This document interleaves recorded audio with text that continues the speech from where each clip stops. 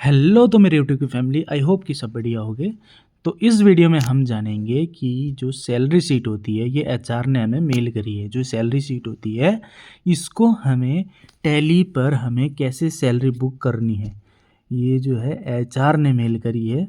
ये salary sheet होती है, ठीक है। और सैलरी शीट होती है एक्सपेंस बुक। जो सैलरी है, सैलरी को बुक कैसे करना है वो टैली में इस वीडियो में हम जानेंगे। तो सबसे पहले जो सैलरी शीट है जो एचआर ने हमें मेल करी है, पहले उसको समझते हैं। ये डेट ऑफ जॉइनिंग, नाम, ये एम्प्लॉयज़ के ये नाम हो गए।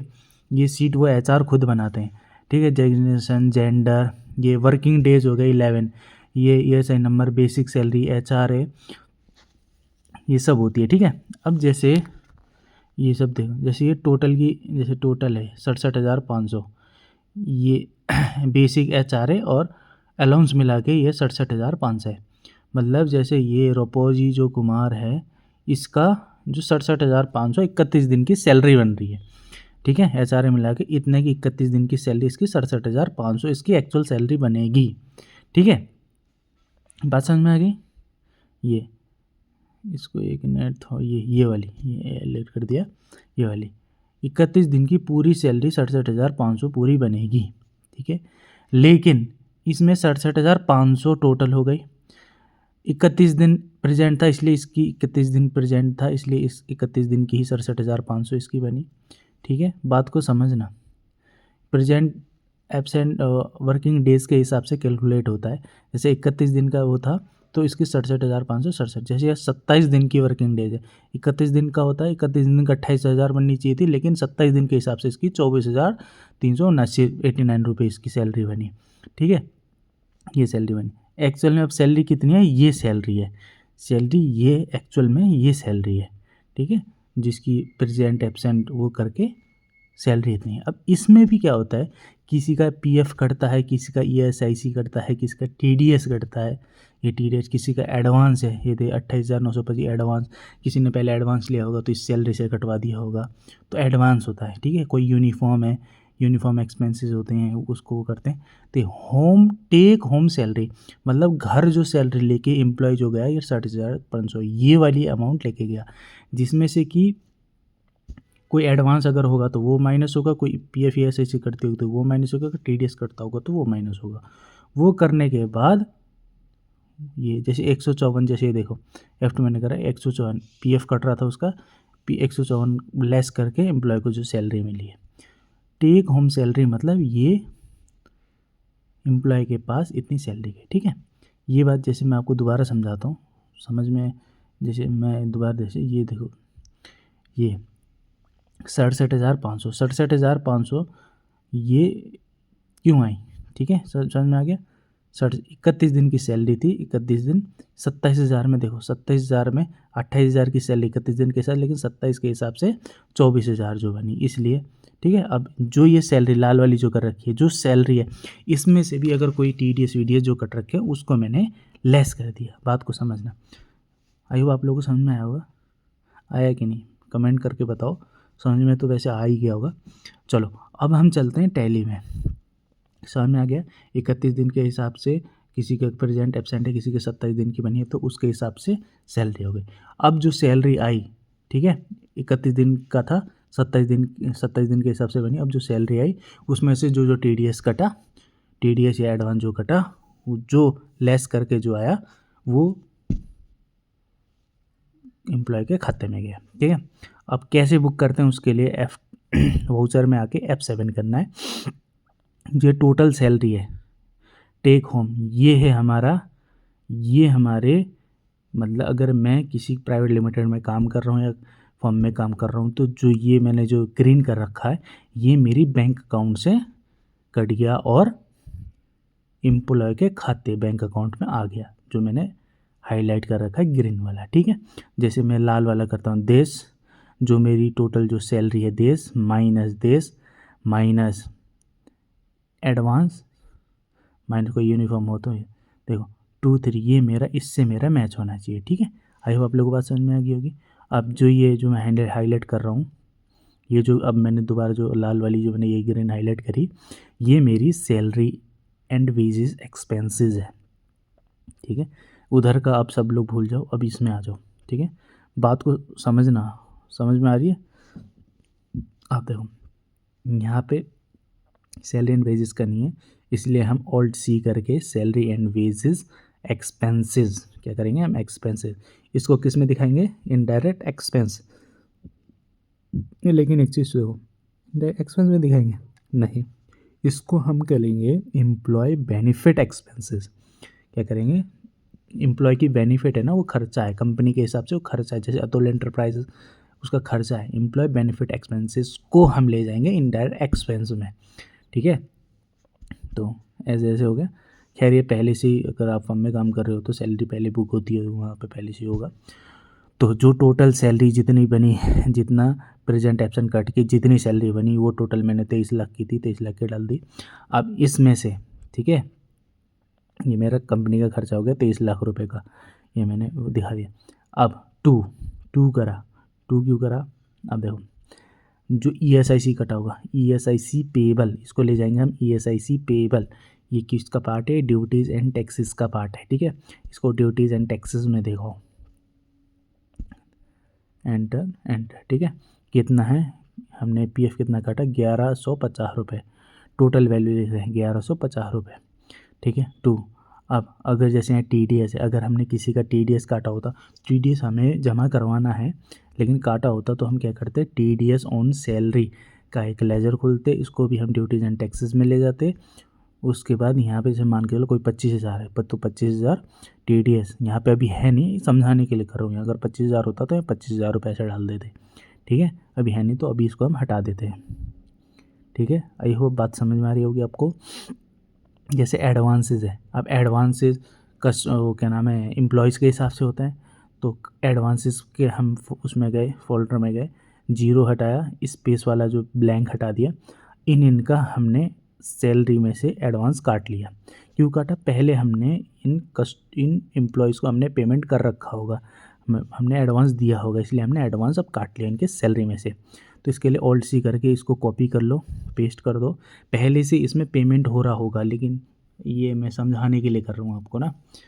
इसको हम किस में दिखाएंगे, स्टाफ वेलफेयर, नहीं इसको हम स्टाफ वेलफेयर, स्टाफ एडवांसेस में दिखाएंगे। लेकिन कुछ गलती हो गई थी मेरे को, तो मैं थोड़ा कंफ्यूज हो गया था। वॉइस में बाद में ऐड कर रहा हूँ, इसलिए थोड़ा हो रहा है। मैंने इसको पहले दिखा दिया, एडवांस स्टाफ वेलफेयर। इसको किस में दिखाएंगे हम, किस में दिखाएंगे, ये हमारा करंट एसेट्स का पार्ट है। क्यों है, हमने पेमेंट कर दिया, और वो जो कर दिया वो पैसा आएगा, तो आएगा, एसेट हो गया ना, करंट एसेट। तो इसको इसमें दिखा दिया, कितना है, ये तुम्हारा 4,334 रुपये, 4,334, ये 4,334 तो ठीक है। अब जैसे ये है वीपोस का नाम है, यहाँ पे फिर ऑल्ट सी करके इसको कॉपी करो। ये आपको पहले से आपने एडवांस पेमेंट कर रखी होगी तो उसमें विपोस के नाम से पहले से लेजर बना होगा, जब हमने पेमेंट कर रखी होगी ना, तो टैली में एंट्री पहले मार रखी होगी। समझाता हूँ अभी, एक मिनट। इसको मैंने चेंज करने के लिए कंट्रोल एंटर दबाएंगे, इसमें कंट्रोल एंटर दबाएंगे तो यहाँ पे हमें चेंज हो जाएगा, स्टाफ एडवांसेस के नाम से हमने डाल दिया। ठीक है, ये कितना है, 2,000 रुपये। ये कन्फ्यूज़ कर रहे हैं, ये है 2,000 रुपये, ये 2,000 रुपये, ये 2,000 रुपये यहाँ पे कर दिया पेस्ट, फिर एंटर टू। अब ये है रोफुल, ये मैंने नेम चेंज कर दिए थे, वैसे तो राहुल होगा, मैंने चेंज कर दिया था, राहुल शर्मा जो भी है। स्टाफ वेलफेयर एडवांसेस, ठीक है, एक मिनट, ए लग गया, ये हटा देता हूँ। यार आप लोगों को समझ में आ रहा है ना मैं क्या कर रहा हूँ, ठीक है। स्टाफ वेलफेयर एक्सपेंसेस अंडरस्टूड में डाल दिया। ये तुम्हारा कितना हमने इसका एडवांस काटा, हमने काटा इसका 22,591, 22,591 में एडवांस काटा, टू। अब जो ये हो गया, कोई यूनिफॉर्म होता है तो यूनिफॉर्म एक्सपेंसेस डेबिट करते हैं। ठीक है, एक्सपेंसेस में उसको डेबिट करते हैं, कस्टमर और एम्प्लॉयज़ को। To salary and wages payable, इसको हम क्या करेंगे, सैलरी एंड वेजेस पेबल, और इसको हम किस में ले आएंगे, ऑल्ट सी करेंगे। यहाँ पे क्या करेंगे, ऑल्ट सी। करंट लायबिलिटीज़ में, करंट लायबिलिटी यहाँ पे करेंगे ऑल्ट सी, यहाँ पे एक्सपेंसेस पेबल का नहीं आ रहा ना, नहीं, तो इसको हम क्या करेंगे, ओल्ड सी, यहाँ पे एक्सपेंसेस पेबल, ठीक है, ये हमारा करंट लायबिलिटीज़ का पार्ट है। ये मैंने कर दिया, एक मिनट, ये एंटर एंटर, ये हो गया 23,59,000। ये सैलरी एंड वेजेस पेबल, ये पेबल का पार्ट है, ये खर्चा है, ये हमने पेमेंट करा है बैंक से। यहाँ पे नरेशन में हम लिख देंगे being salary for the month of, अक्टूबर का है, तो अक्टूबर 2024, फिर इसको हमने मार दिया एंटर। ये सैलरी बुक हो गई। अब सीधा P&L में आओ, पी दबाओ, ये आ गए। अब जो इनडायरेक्ट एक्सपेंस में हमने डाला था एम्प्लॉयज़ बेनिफिट एक्सपेंस, यहाँ पे देखो 23,90,000, ये देखो इधर साइड में, ये देखो 23,90,000 का ये सैलरी खर्चा बुक हो गया कंपनी का, ठीक है। अब इसमें से 1,150 रुपये ये ESIC किस में डाला था, ये ड्यूटीज़ एंड टैक्सेस में डाला था, ये ड्यूटीज़ एंड टैक्सेस, यहाँ पे ESIC, ये क्रेडिट खड़ा हो गया 1,150 रुपये। भैया पेमेंट कब होगी, तो 1,150 रुपये पेमेंट होती है, ठीक। किसके थ्रू होगी, बैंक के थ्रू होगी, बैंक से पेमेंट होगी, ठीक है, बैंक से पेमेंट, ये बैंक से पेमेंट होगी।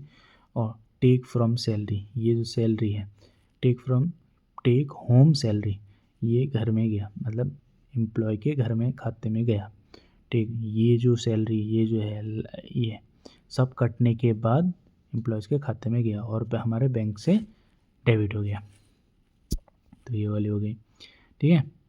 बात आपको समझ में आ रही है। अब जो ESIC का था, ESIC का हम बैंक से पेमेंट होगा, तो बैंक से देखो कैसी पेमेंट होती, मैं आपको बता रहा हूँ। ESIC पेबल को डेबिट 1,150 रुपये टू बैंक, हमारा जो होगा जिस बैंक से डेबिट होगा उस बैंक को हम कर देंगे क्रेडिट, ठीक है। ऐसी आप स्टेटमेंट में देखिए कर दे, डेबिट क्रेडिट ये जीरो, आपका यहाँ से भी हिसाब क्लियर हो गया, ठीक है। खर्चा भी बुक हो गया, ESIC भी बुक हो गया था, पेमेंट भी क्लियर हो गया। अब जैसे ये वाला TDS का भी होता, तो TDS का भी वही बैंक के थ्रू पेमेंट होता। TDS का चालान कैसे वो करते हैं, कैसे होता है, वो मैंने वीडियो बना रखी है, जाके देखना ज़रूर। अब आ जाओ स्टाफ एंड एडवांसेस, जैसे गया ये 4,334, ये क्रेडिट में खड़ा है, ये क्रेडिट में नहीं खड़ा होगा, ये जीरो हो जाएगा। क्यों हो जाएगा भाई, हमने पहले इसको पेमेंट दिया था, जब हमने पहले इसको पेमेंट दिया था 4,334 रुपये, अब हमने पेमेंट काट लिया तो ये क्रेडिट है। पेमेंट दिया था उसकी एंट्री नहीं है, पहली इसकी हो जाती है पेमेंट। भाई हम एडवांस जब भी तो काट रहे हैं कि हमने पहले इसको पेमेंट दे दिया था, जब भी तो कर रहे हैं। हम मान के चलो जो भी था उसको हमने कैश में पेमेंट दे दिया था पहले, तो इसका खाता हो जाएगा नील। 4,000 रुपये मैंने ये आगे पहले आएगा, 4,034 रुपये कैश से पेमेंट जो पहले आएगा, ये मैंने दिया था और इसकी मैंने सैलरी से काट लिया, तो ये हिसाब हो गया इसका क्लियर, ठीक है। ये बात क्लियर हो गया। ऐसी एडवांसेस ख़त्म हो जाएंगे, ठीक है, ऐसे जो भी एडवांसेस थे वो ख़त्म हो जाएंगे। अब आ गया हमारा क्या, सैलरी एंड वेजेस पेबल, ये हमारा एक्सपेंसेस में है, ठीक है।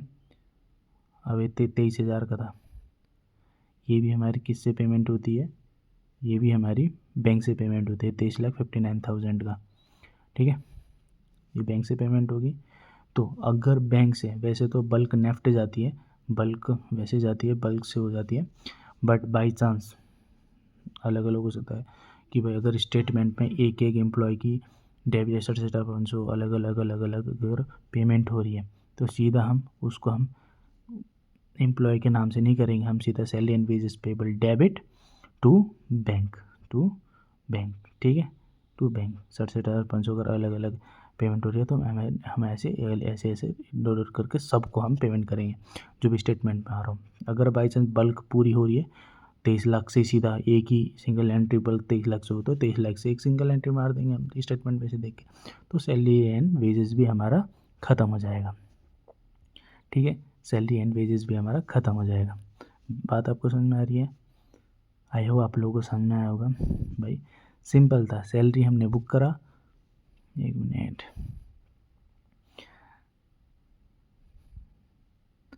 ये इसमें आ जाओ। जैसे ये था 23,90,000 का, ये मैंने सैलरी बुक करा, जितना ये कंपनी का जो सैलरी था वो मैंने बुक करा। 1 मिनट, ठीक है, सैलरी बुक करा, जितना पीएफ का, जितना एसआईसी करना था ये एसआईसी, जितना टीडीएस का टीडी, एडवांस का एडवांस मैंने कर दिया, ठीक है, ये एडवांस का एडवांस। और इस to salary and wages payable, जो खाते से जो गया, ठीक है, जो बैंक अकाउंट से जो गया, और जो एम्प्लॉय में जो वजह है 23,59,000, ये इसमें ये जो है ये मेरा वेजेस एंड पेबल का पार्ट है, ये मुझे पे करना है, इसलिए मैं उसे पेबल में ले गया। अब जब मैंने पे कर दिया तो बैंक के थ्रू पे कर दिया। तो ऐसे होता है। होप आप लोग को वीडियो अच्छा लगा हो तो थैंक यू सो मच।